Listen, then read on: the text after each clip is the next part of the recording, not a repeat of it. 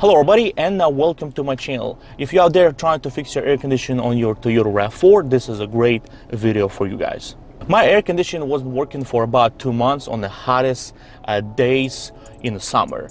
I really wanted to fix it myself. I have basically all tools that I need for it, but I couldn't determine what was wrong with it, and replacing a compressor was not really an option because this is basically the last step to do it. And unfortunately, I ended up replacing the entire compressor. So if you're out there trying to find out how to do it, how to replace compressor in your Toyota RAV4, in this video I'm going to show you in very complex how to remove it, how to take everything apart and replace your air conditioner compressor correctly. Before I go any further, please listen to this short quick story of what was happening with my air conditioner, and if you can compare with the symptoms your air conditioning have. So for about 2 months my air conditioning was working really weird. Sometimes works, sometimes it's not. I pull to the stop sign, it quits. I speed up, it works just fine. I go from point A to point B the next day and it's working fine. It can work through the entire day absolutely without no problem, and next day it will not work at all, or it will work here and there periodically.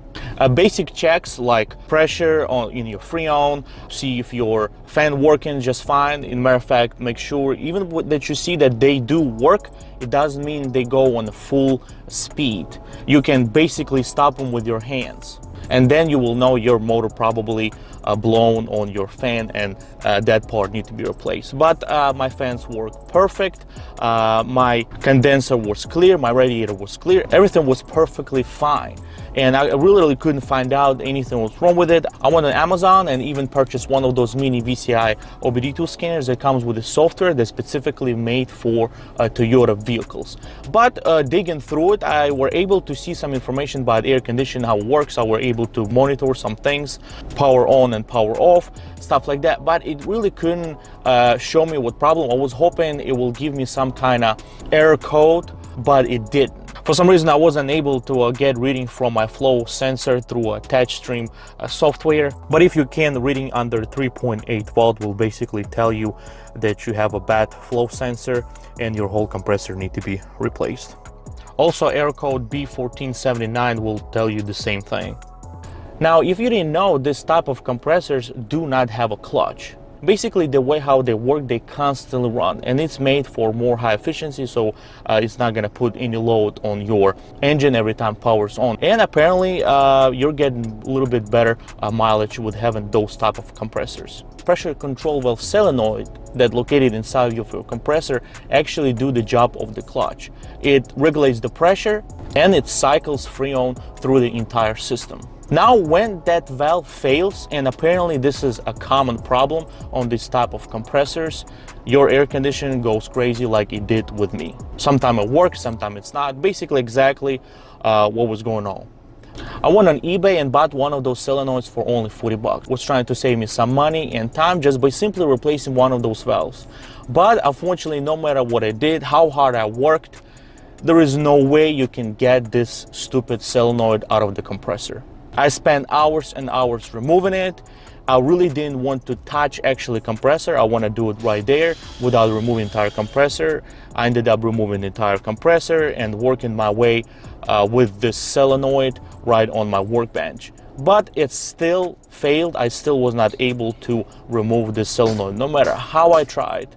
So I ended up getting a whole new compressor, and I found a really good deal on Amazon for only $260. Please be patient, continue watching this video. I'm showing very detailedly how to replace your compressor on your Toyota RAV4.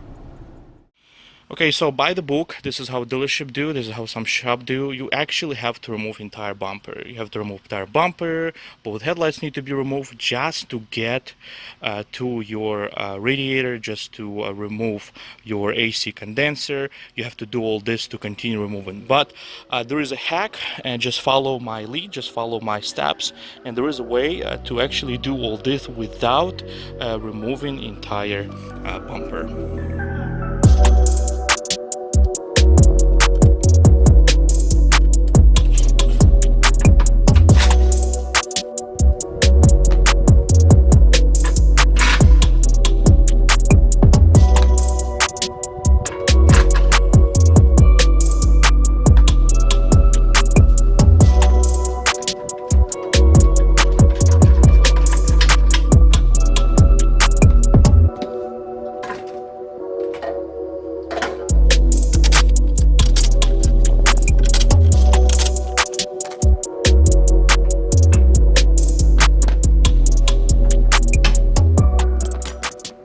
remove a top bolt on your bar.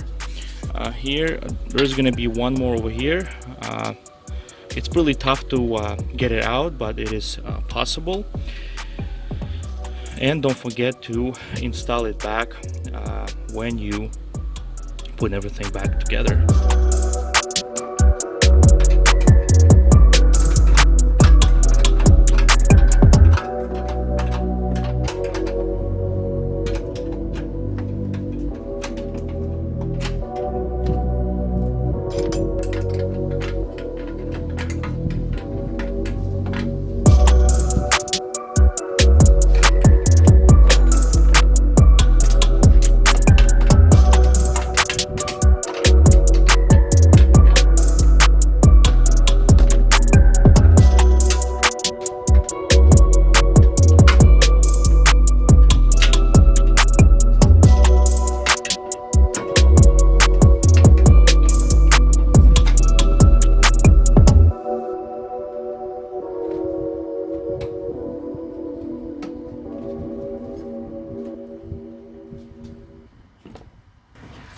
Now you can pull entire radiator with the fans, but first obviously we have to drain it and disconnect all the hoses.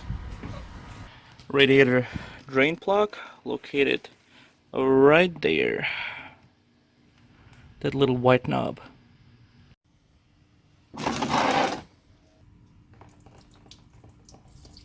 If you have undercarriage protector, you might want to remove it, otherwise your coolant will be leaking all over the place.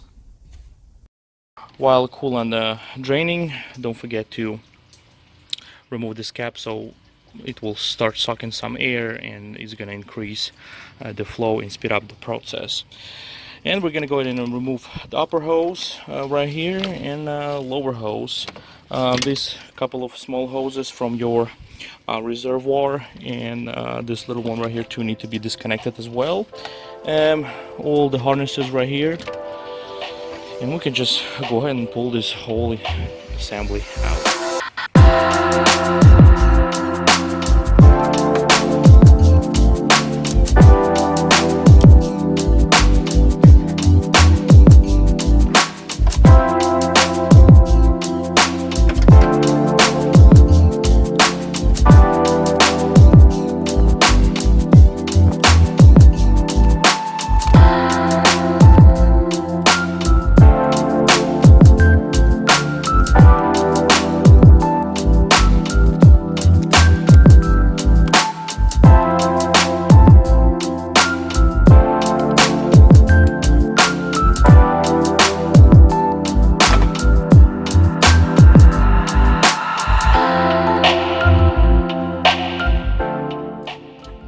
Much harder to remove lower hose. You just need to get rid of that clamp with the pliers and wiggle this hose around, but be careful, the housing for your thermostat is plastic, so I used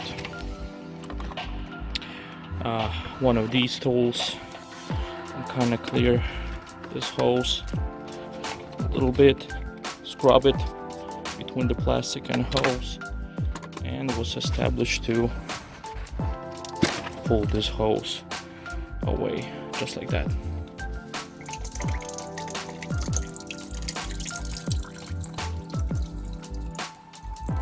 A radiator for your Freon for your AC and the coolant radiator is actually as a one piece, and it's not coming out because, as you see, it's connected down there with the hoses that goes right to your compressor right there. So there is a way to separate it.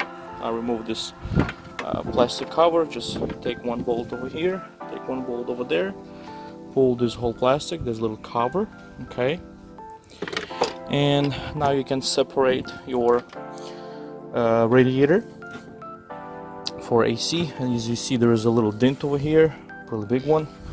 I got in a little small bender fender. It did not pinch through radiator, so it will work fine, nothing crazy. And if you pull this on the side, you can somehow wiggle this entire assembly out.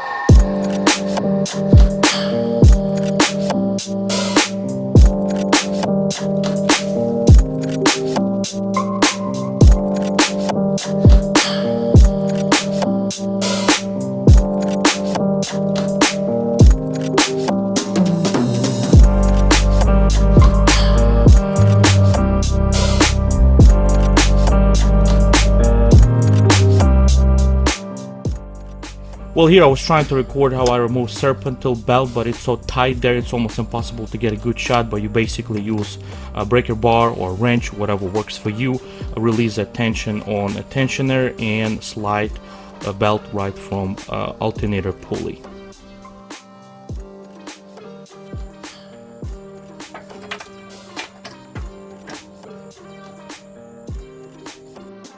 Here you go, brand new compressor or EM part with a working sensor. By the way, they do come pre-oiled, so you do not have to add any oil to it. Let's go ahead and install it, and you just do everything in the reverse.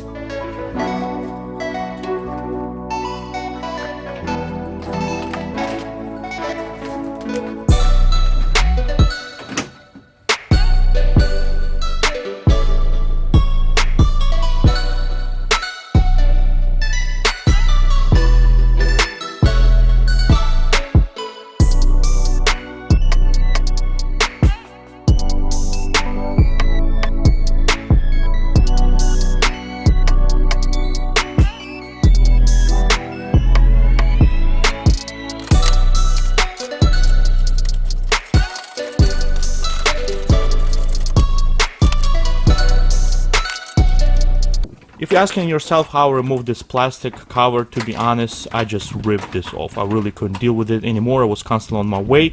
And to properly remove this plastic cover, you actually have to remove entire bumper. So I couldn't deal with it anymore. I just ripped that thing off, and now as you see, you can just simply put it back together.